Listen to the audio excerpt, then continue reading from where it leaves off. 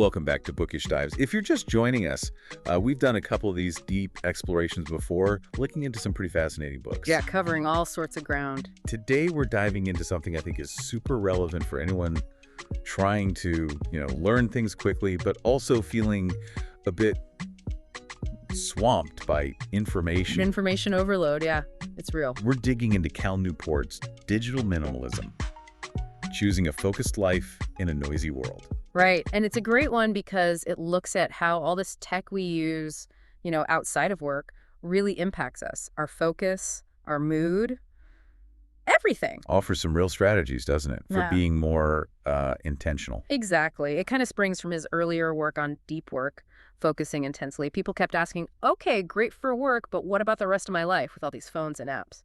Makes sense.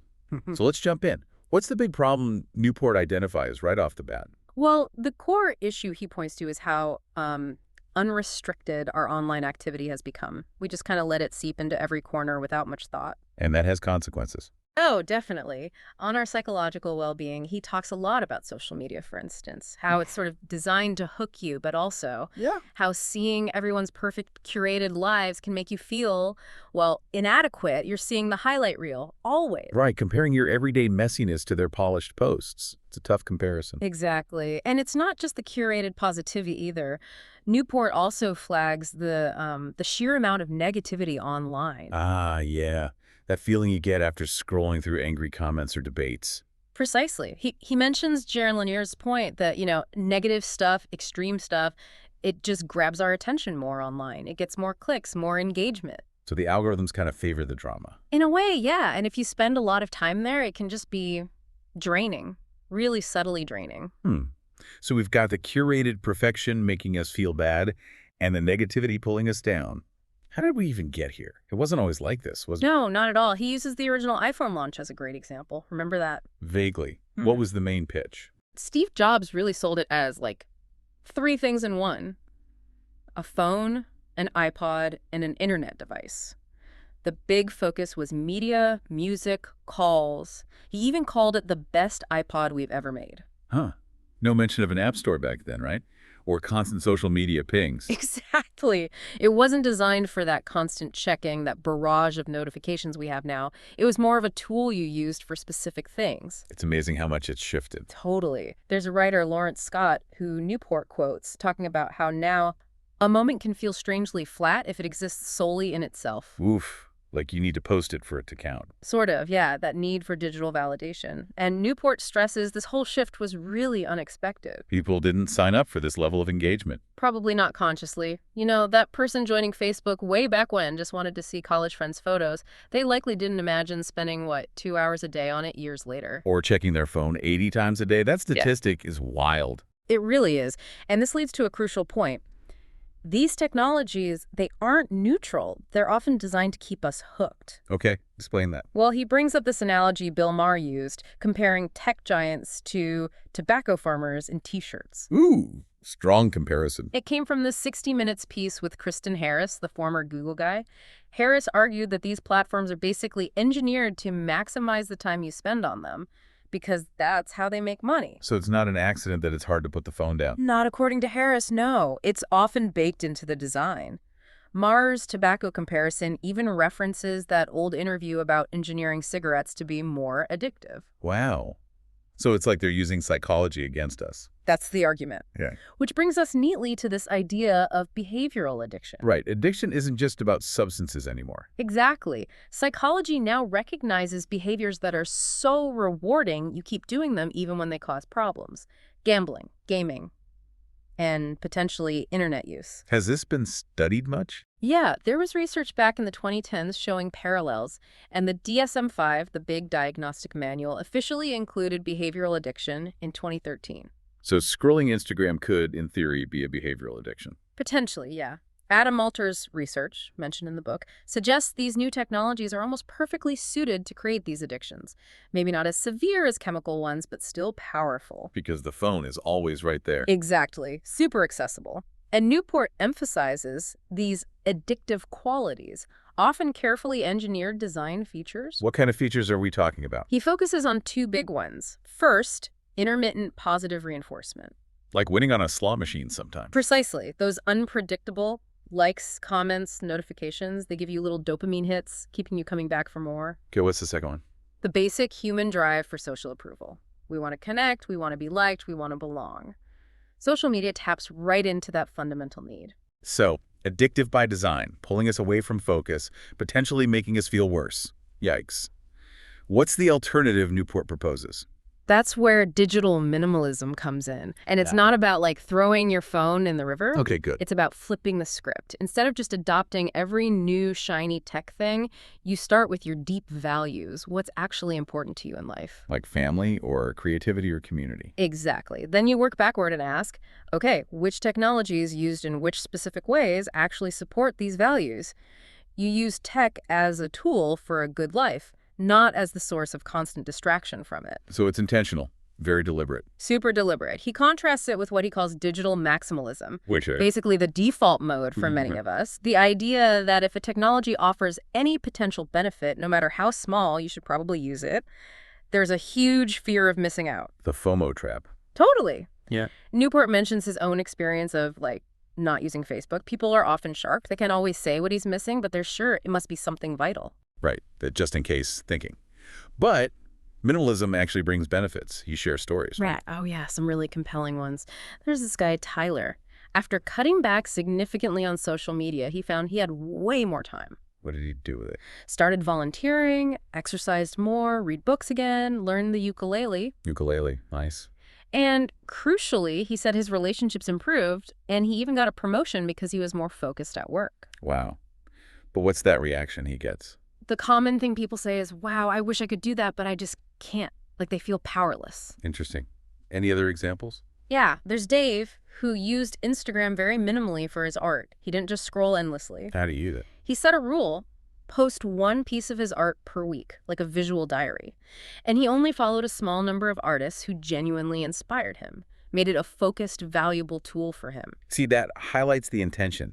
It's not about no tech, but the right tech used the right way. Exactly. Which connects to another core idea: the return curve. Okay, sounds economic. It is, borrowed from economics, the law of diminishing returns. Basically, when you first adopt a technology, you might get huge benefits. Like joining a professional network online. Big initial value. Right. But as you invest more and more time, more scrolling, more groups, more checking, the additional value you get from each extra bit of time starts to shrink. Until you're spending hours for very little extra benefit. Precisely. Eventually, you might even get negative returns, like increased anxiety from doom scrolling the news. So the idea is to find the sweet spot. Get the main benefits without the diminishing returns. That's the goal. Like, maybe you curate just a few high-quality news sources and read them intentionally, maybe using an app like Instapaper, instead of constantly refreshing feeds. Or taking social media apps off your phone. That's a classic minimalist move. You can still check it on your computer when you mean to, but you break that habit of mindless phone checking. You add friction. Adding friction, I like that. He even compares this to the Amish, doesn't he? Yeah, it's a fascinating parallel. The Amish don't reject all technology, but they are very deliberate about what they adopt as a community. How do they decide? They carefully weigh the potential benefits against the potential harm to their community values and way of life. It boils down to intention trumps convenience. Convenience isn't the main goal. Not at all. And he mentions Rumspringa, where young Amish experience the outside world, including modern tech, before deciding whether to commit to the Amish way. It's about informed choice. Making a conscious choice. So how does someone do this? Does he offer a process? He does. It's called the digital declutter.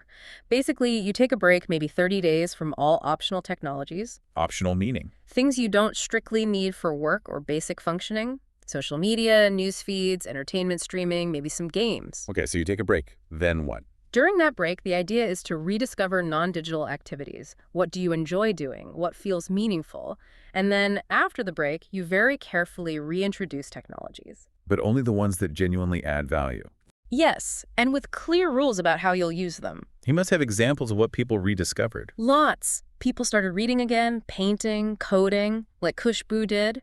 Caleb got back into listening to whole albums, journaling. Mariana found creative outlets. Craig just enjoyed going to the library again. Simple stuff, but maybe profound.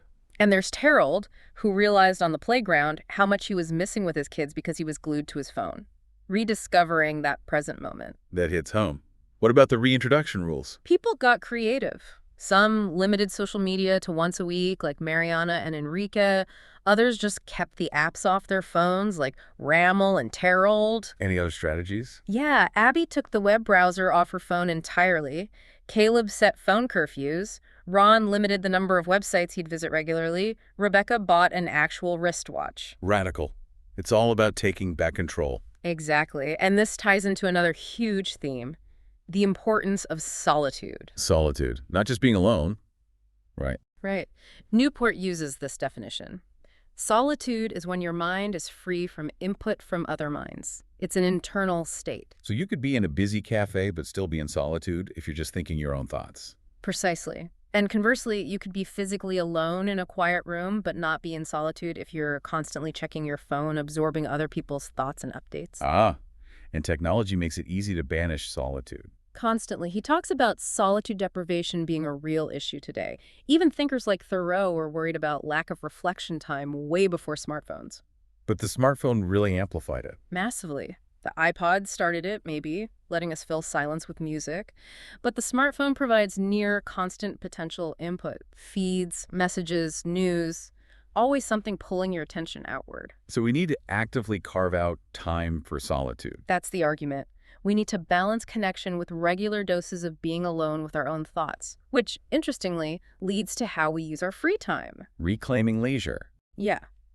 Moving beyond just passive consumption, endlessly scrolling or binge-watching, towards higher quality leisure. What does high-quality leisure look like? He talks about the Bennett principle. It sounds counterintuitive, but basically activities that require more effort or energy can actually leave you feeling more energized and restored than passive ones. Huh. Like learning an instrument or playing a sport. Exactly.